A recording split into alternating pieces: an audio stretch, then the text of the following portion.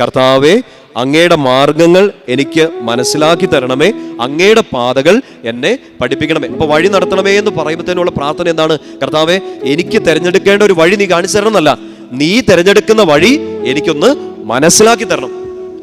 ശ്രദ്ധിച്ചിരിക്കണം കേട്ടോ. നമ്മളൊരു സ്വപ്നം കർത്താവിന് മുമ്പിലേക്ക് കൊണ്ടുവച്ചിട്ട് കർത്താവ് എനിക്ക് ഇത് വേണം എന്ന് പറഞ്ഞ് ആ വഴിയൊക്കെ ഒന്ന് ക്ലിയർ ചെയ്താ എന്നല്ല പ്രാർത്ഥിക്കേണ്ടത്. നമ്മൾ മിക്കവാറൊക്കെ പ്രാർത്ഥിക്കുന്നത് എങ്ങനെയാണ്? ഇപ്പോൾ ഒരു സ്വപ്നമുണ്ട്, 2026 ഏപ്രിൽ മാസം ആകുമ്പോഴത്തേനും എനിക്ക് എൻ്റെ വീടിന്റെ പണി പൂർത്തിയാവണം. നല്ല സ്വപ്നമാണ്, സ്വപ്നത്തിൽ തെറ്റൊന്നുമില്ല. എന്നിട്ട് കർത്താവിനോട് നമ്മൾ പറയാണ്, കർത്താവേ, ഈ 2026 ഏപ്രിൽ ഈ പണി പൂർത്തിയാകേണ്ടതുണ്ട്, അതിന് മുമ്പിൽ കുറെ തടസ്സങ്ങളുണ്ട്, ഈ തടസ്സമെല്ലാം നീ മാറ്റി തരണേ. ഇങ്ങനെ അല്ല പ്രാർത്ഥിക്കേണ്ടത്. കർത്താവേ, എൻ്റെ മനസ്സിൽ ഇങ്ങനെ ഒരു ആഗ്രഹമുണ്ട്, നിന്റെ പദ്ധതി എന്താണോ അത് 2026 ഏപ്രിലാണ് നടക്കേണ്ടത്, മാർച്ചിലാണ് നടക്കേണ്ടത്, ഇത് ഈ ഫെബ്രുവരി മാസത്തിലാണ് നടക്കേണ്ടത്, അത് അങ്ങ് പൂർത്തിയാക്കി തരണം. പറഞ്ഞേ ഹല്ലേലൂയ. അങ്ങയുടെ പാതകൾ എന്നെ പഠിപ്പിക്കണം, ആ വഴിയിലൂടെ എന്നെ നടത്തണം. നമുക്ക് ആഗ്രഹമുണ്ട് ഈ രാജ്യത്ത് ജോലി ചെയ്യണം, ഈ രാജ്യത്ത് പോയി സെറ്റിൽഡ് ആവണം, അതാണ് നമ്മുടെ വഴി.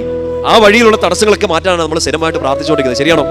മക്കളെ കുറിച്ചുള്ള നിങ്ങളുടെ സ്വപ്നങ്ങൾ അങ്ങനെയാണ്. കർത്താവേ, എൻ്റെ കൊച്ച് ഈ വർഷം പാസ് ഔട്ട് ആണ്, എൻ്റെ കൊച്ചിന്റെ കല്യാണം ഈ വർഷം നടക്കണം, ഇയാളുമായിട്ട് വിവാഹം നടക്കണം.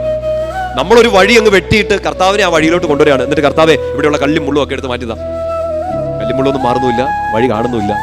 ഏറ്റവും സുന്ദരമായ പ്രാർത്ഥന, ഏറ്റവും നല്ലൊരു ആത്മീയത, കർത്താവേ, ഞാൻ ഒഴുക്കിയ വഴികളിലേക്ക് നീ വരികയല്ല, നീ ഒരുക്കുന്ന വഴി എന്നെ ഒന്ന് പഠിപ്പിച്ച് തരണമേ, എനിക്കൊന്ന് കാണിച്ചു തരണമേ. എളുപ്പമല്ല അങ്ങനത്തെ ഒരു ആത്മീയത. കണ്ണും പൂട്ടിയുള്ള ഒരു ആശ്രയത്വമാണ്.